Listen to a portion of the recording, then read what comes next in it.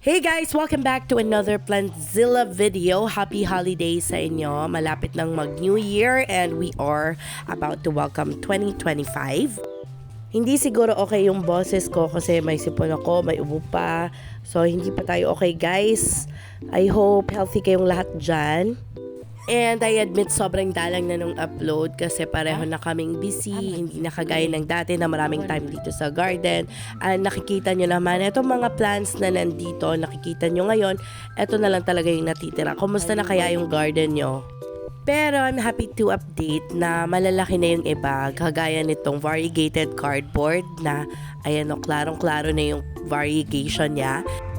Yung Popeye namin guys, yung pinaka-original pala, nagkasakit. Tapos, itong nandito sa amin ngayon is yung baby na niya. So, nakapagpalaki kami ng shoot. Tapos, we also have neon cardboard guys. Itong burley na to, 1,000 pa yung bili ko niyan dati. Pero ngayon, marami na siya. Tapos, we also have Paraiso Verde. Ito na lang talaga, yung mga nakikita nyo ngayon, yung mga natira.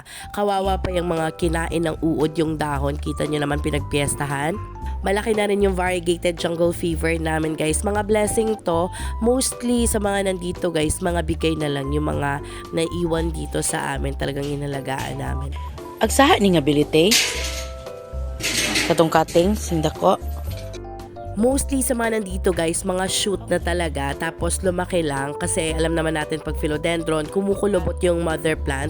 Pero itong moonlight na to guys, hindi pa to nakat. Ayan, ang lush niya.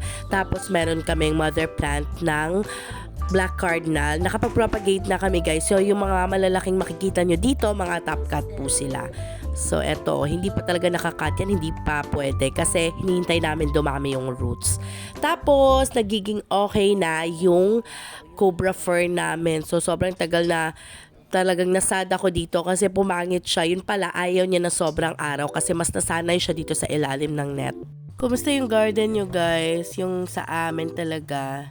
Anyway, sa mga hindi updated, binuksan na namin tong net. Tapos, hindi na siya katulad ng dati na parang nakabox. So, nakikita na siya. Ayan, mga cardboard namin lumalaki kasi marami yung hindi nagkakagusto dun sa sobrang filtered ng sunlight na nakukuha nila. Pero ito talaga, mas pabor sa akin itong ganitong itsura kasi nakikita ko sila everyday tapos hindi na ako kailangang pumasok dun sa parang box na green. Tapos, etong kahoy guys, ewan ko kung saan to galing, bigla na lang tumubo. Ayun, tas marami siyang mga dahon-dahon.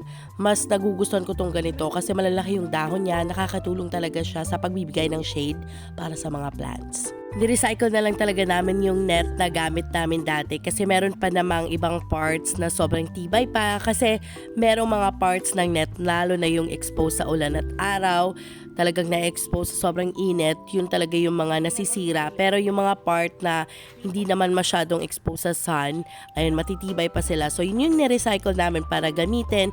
Dito ginawa naming parang roof niya. Ayan, may butas pa, ang laki ng butas. So hindi lang yan napagkabit guys, pero pag kinabit yan, okay naman. Marami lang mga dahon na lalalaglag mula sa kahoy, kaya medyo bumibigat yung part doon. Pero pag inalis naman yung mga dahon, okay naman. Anyway, yung tawag namin sa kahoy na yan, talisay, sa Bisaya. Ewan ko kung anong tawag sa Tagalog, pero tumubo lang talaga yan dyan bigla. Hindi ko alam kung sa ibon ba, tapos hinintay lang namin na lumaki-laki. Tapos ngayon na medyo favorable na yung itsura niya kasi marami na siyang mga dahon, dyan nagsabit kami ng net sa ilalim para talagang dagdag shading na mabibigay dito sa mga plants. Ayun, malaki na yung mga babies. Oh. Kita nyo yan guys, Florida Beauty, ang ganda niyan. Tapos meron pang kapatid dito. So, yung mga yan, binigay sa amin kasi akala nila hopeless na, hindi na magkakashoot. Pero, nung nandito na sa amin, baka nagustuhan niya yung environment dito sa garden namin. Kaya, ayan, biglang nagka-shoot and dumami pa. So, siguro, kapag makikita to ng owner, baka may konting pagsisisi. Actually guys, etong ganitong arrangement ng plants, ito talaga yung request ko kasi ito yung hindi nagagawa namin dati kasi hindi kami nakakalibot. Kasi wala masyadong space na mapaglalakaran. Kaya etong ganito na naka-isahang linya lang. So pwede ako makalakad dito sa likod. Tapos pwede pang dito sa kabilang gilid. Para malibot ko talaga. Ma-check isa-isa yung mga dahon kapag may time ako. I know sa mga dati pang taga-subaybay sa channel na to, napapansin nyo na kumonti talaga yung mga plants namin, hindi nakagaya ng dati kasi sobrang dami ng mga plants namin dati. Nakikita ko talaga yan sa mga throwback na pictures sa Facebook, even sa mga old videos namin nakikita ko yan. Kaso, nung nawala talaga yung puno ng mangga, talagang parang unti-unting nawawala na rin yung mga plants kasi maraming mga plants na meron kami na talagang ayaw sa init, so maraming nawalang plants dahil doon. Kaya ngayon, kung ano man yung na-save namin, ito lang talaga yung pinagkakasya namin sa net na meron kami. Share ko lang ha, kasi marami talaga akong aglonemas dati. Tapos, dahil sa init, talagang unti-unti na silang naglaho. Kaya, naisipan kong ilipat dito kasi nga merong puno na tumutubo, di ba? Etong line na to na pinaglalagyan ng mga malalaking cardboard, dito ko talaga nilagay yung mga aglonemas. Tapos wala pa yung net na to kasi yun pa yung nakabox na net. Tapos, hindi ko naman alam na meron palang time na naglalaglag yung mga dahon kasi naisipan kong ilipat sila dyan para hindi masyadong mainit. Tapos, dumarating pala yung time na nauubos yung dahon ng kahoy na yan. Kaya, nung naubos yung dahon ng kahoy, di init na init yung mga aglonemas ko. Tapos sobrang busy ko, hindi ko napapansin. Nung pagka-check ko, ayun, patay na silang lahat. Yung iba kasi na nasa loob ng net, hindi ko sila na-check araw-araw nung mga naging busy na kami. Pero okay lang kasi hindi naman sila exposed sa sunlight, so safe pa din sila. Kahit hindi masyadong okay yung tubo. Ito, ang ganda ng dahon, 'di ba? Ito yung anthurium foliage na bili namin. Talagang tigwa 100 lang ba yung seedlings niya, tapos sing laki ng koko.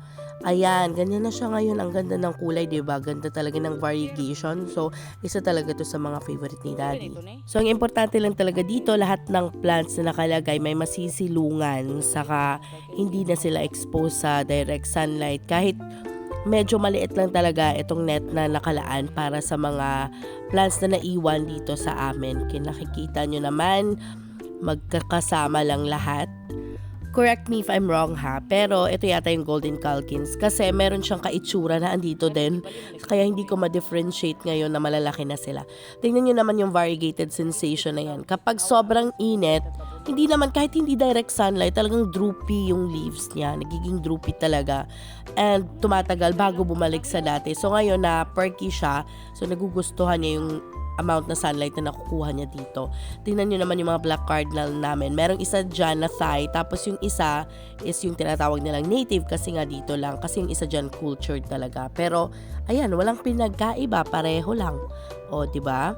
So, ganyan yung patunay na kahit pa man mag-iinarte ka kasi Thai yan, saka mura yung Thai ngayon, magaganda pa rin and lalaki pa rin na katulad nung sa tinatawag nilang native. So, walang pinagkaiba. Meron nga pala kaming propagated na black cardinal dyan. Nagpapasalamat ako na naging okay na yan. Hindi man katulad ng ibang propagated cardinals namin na talagang nilalagay namin sa loob kapag umuulan. Pero naging stable siya kasi marami na din naman siyang roots nung nakat namin. So, sobrang thankful ako na naging okay kahit sobrang sensitive niya. So ayan, hanggang dito na lang siguro tong video na to, guys. Maraming salamat talaga for staying with us. Thank you for being our subscriber. Merry Christmas and advance Happy New Year. That's all for today's video. Sana makabalik ako and maka-upload ako more videos soon. Thank you so much for watching. Maraming salamat. Bye!